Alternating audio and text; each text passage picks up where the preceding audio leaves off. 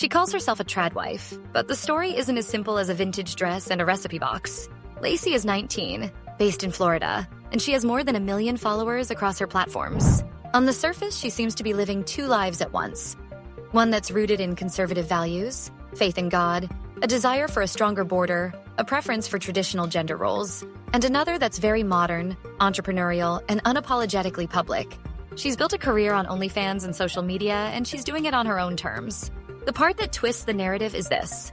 Lacey didn't wait around for Prince Charming. She watched the world change and realized courtship as a waiting game didn't match reality.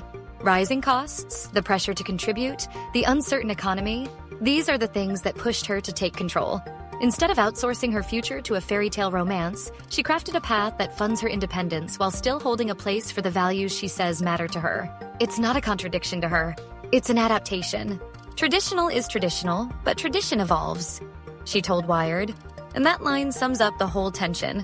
For Lacey, tradition isn't a rigid set of rules carved in stone.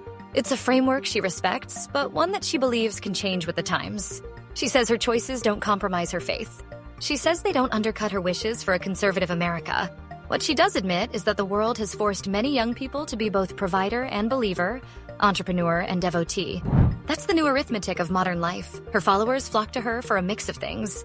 The aesthetic, the persona, the politics, the intimacy of a creator who is both accessible and curated. They pay for access, and that income gives Lacey a degree of autonomy that wasn't available to previous generations. Yet that autonomy complicates her love life. She's searching for a conservative man who shares her values but won't judge the way she makes a living.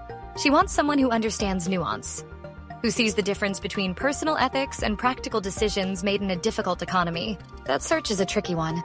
There are men who embrace conservative ideals but balk at the idea of their partner working in sex-adjacent spaces.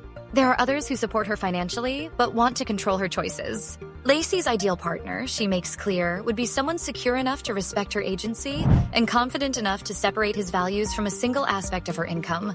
That's a tall order in a social climate that often demands purity tests or performs moral outrage for clicks. Culturally, Lacey's rise is part of a bigger pattern.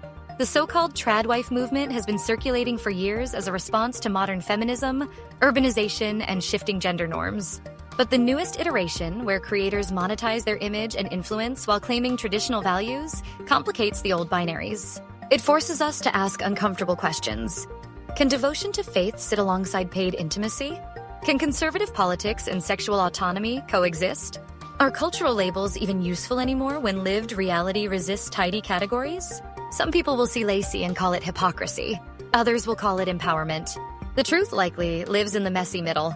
She's not inventing the conversation about women choosing their own path. She's rescripting it for a generation that grew up with subscriptions, follower counts, and instant monetization. Where earlier generations might have chosen one socially acceptable route, marriage, motherhood, a steady job. Today, there are hybrid choices that mix market savvy with personal belief. For men and women watching, Lacey's story is a case study in negotiation. It's negotiation with the market, negotiation with faith, negotiation with romance. It's also an argument for nuance in public discourse. When writers and pundits rush to categorize creators as either virtuous or immoral, they miss the subtleties that make these decisions human. People make economic choices inside moral frameworks that are themselves in flux. There's another layer worth noticing. Audience demand. Whether or not you agree with her choices, Lacey has tapped into what people will pay for. Not just aesthetics, but a story. People subscribe to narratives. They invest in personalities that promise a combination of accessibility and exclusivity. In that sense, the Tradwife creator is an entrepreneurial product. She markets aspiration, a romanticized version of femininity that is both nostalgic and neon-lit, familiar and performative. As the conversation unfolds, Lacey's dilemma, wanting a conservative partner who won't judge her business model, will keep sparking debate. It will force conservative communities to confront what they value, purity or autonomy. It will push progressive circles to reckon with how agency can look different across cultural contexts. Most importantly, it will remind us that people are complicated, and their public personas rarely capture the full interior life behind the camera. At 19, she's already navigating fame, money, politics, and relationships in a way that would have daunted older generations. Whether history calls her a pioneer, a provocateur, or simply one of many trying to make a life in a difficult economy, her story makes one thing clear. The lines we use to describe traditional and modern are blurring, and new kinds of lives are being invented in the space between.